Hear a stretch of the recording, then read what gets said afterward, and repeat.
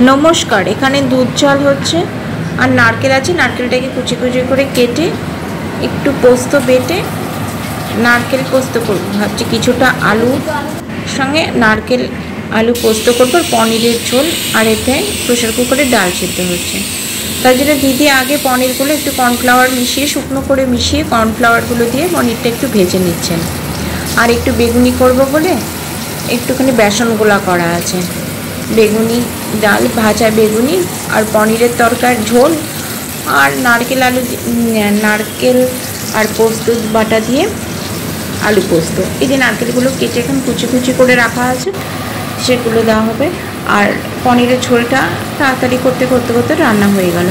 ता आजके भाबछि एई रान्नाटा हये जाओयार परे निरामिषई खाওয়া হচ্ছে निरामिष खेয়ে আমরা একটু বেরোবো। সিদ্ধিবিনায়ক মন্দির আছে আমার স্ট্রিট না মহাত্মা গান্ধী রোড থেকে একটু এগিয়ে গেলে সেখানে সিদ্ধিবিনায়ক মন্দির পড়ে। ইচ্ছা আছে সেখানে একটু যাব। এই যে আমার পনিরের ঝোল হয়ে গেছে আলু পোস্তটাও হয়ে যাবে তো সেই ভেবে আমি আজকে বেরিয়ে পড়লাম সিদ্ধিবিনায়ক মন্দিরের দিকে। বেরোতে বেরোতে তো পৌঁছেও গেলাম সবাইকে জিজ্ঞাসা করে করে কী করে যাব এরকম করে আমি পৌঁছে গেলাম। আমার এখানে এসে সিদ্ধিবিনায়ক এই হচ্ছে সিদ্ধিবিনায়ক মন্দির। এটি একটি মন্দির প্রথমে একটি বাড়ি ছিল তারপরে তার ভিতরে মন্দির করা হয়েছে। এই সিদ্ধিবিনায়ক মন্দির নিয়ে অনেক ইউটিউবে ভিডিও আছে আমি সেই ইউটিউবের বিভিন্ন ভিডিও দেখেই এখানে এসেছি। যারা ইউটিউবে এই ভিডিও দিয়েছিলেন তাদেরকে অসংখ্য ধন্যবাদ এরকম একটা মন্দিরের খোঁজ দেওয়ার জন্য। এই যে সোজা দেখা যাচ্ছে প্রজেক্টরটি এই প্রজেক্টরেই দেখানো যে ভিতরে মন্দিরে এখন ঠাকুর রয়েছেন। ঠাকুর এখন রয়েছে 7টার সময় আরতি হয় কখন কোন টাইমে কী হয় আমি ভালো করে তুলতে গিয়েও ভালো করে তুলতে পারলাম না।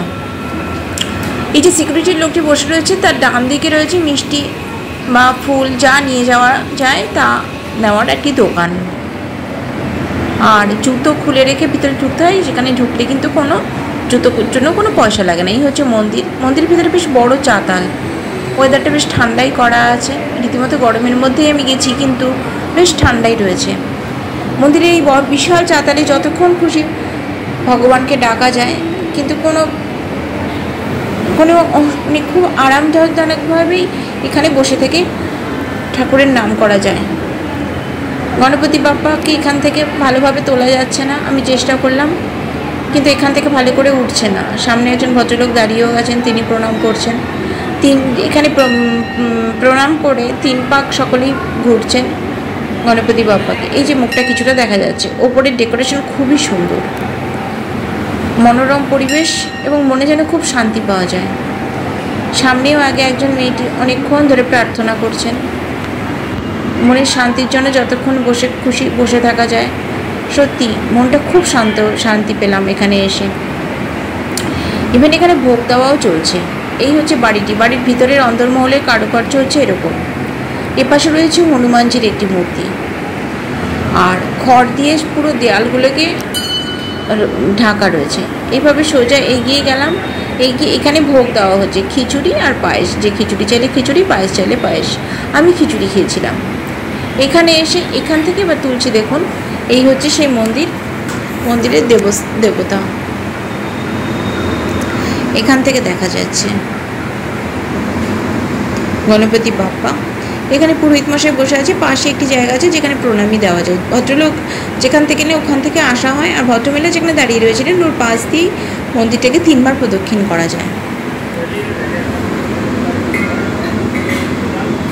আশা করি যারা দেখছেন তারা প্রাণ ভরে প্রণাম করতে পারবেন গণপতি বাপ্পাকে।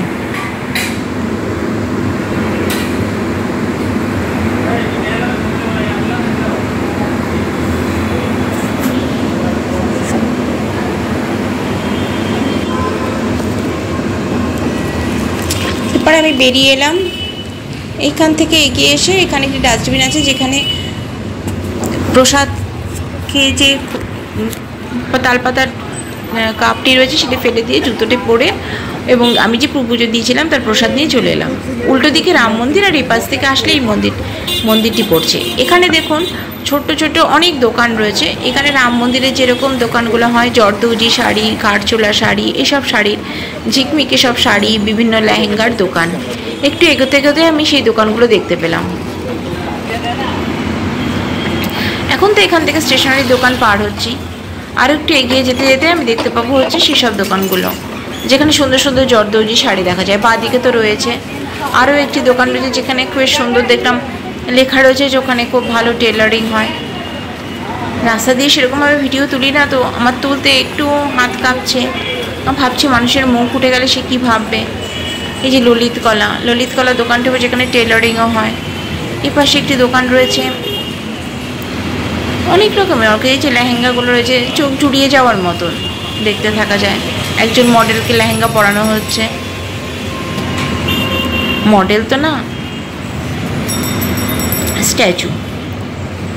আচ্ছা, এরপরে রয়েছে নবদুর্গায় সেল দোকানটি।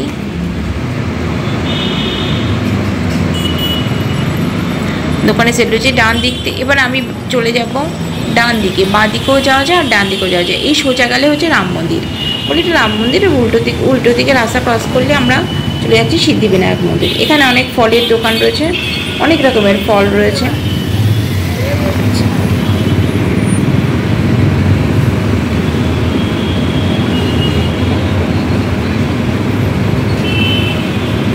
সৃষ্টি অ্যাপারেল শাড়ি। এপাশে আমি এগিয়ে গেলাম, তরঙ্গ লেখা রয়েছে দক্ষিণে। এখানে একটি দোকান রয়েছে, ভাবে এগিয়ে যেতে যেতে থাকলাম। এগিয়ে গিয়ে সুন্দরী বলে একটি শাড়ির দোকান রয়েছে, সেই শাড়ির দোকানটা পড়বে। এদিকে যেতে যেতে থাকলাম, ডান দিকে সব বিভিন্ন শাড়ির দোকান যেখানে লেহেঙ্গা, এই যে লেহেঙ্গাগুলো কি সুন্দর দেখতে দেখুন। এখানে অনেকেই লেসের দোকানগুলোতে লেহেঙ্গা কিনতে, ভালো ভালো সুন্দর চুড়িদার কিনতে, এই যে সব হিন্দুস্তানি শাড়ি এগুলো কিনতে। এই দোকানটার দিকে চোখটা জুড়িয়ে গেল, অনেকক্ষণ দাঁড়িয়েছিলাম, আর কেউ কিছু ভাবে ভেবে বেশিক্ষণ দাঁড়ায়নি। এত সুন্দর সব ফটোগুলো রয়েছে, ফটো ফ্রেমগুলো দারুণ সুন্দর। তারপরে কোয়ালিটি ওয়ালস পরপর দোকান রয়েছে।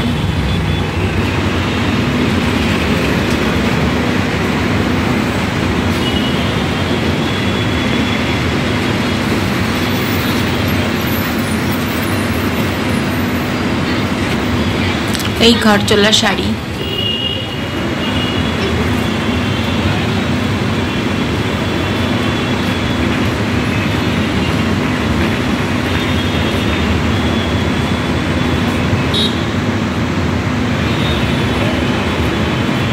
মানুষজন চলাচল করছে।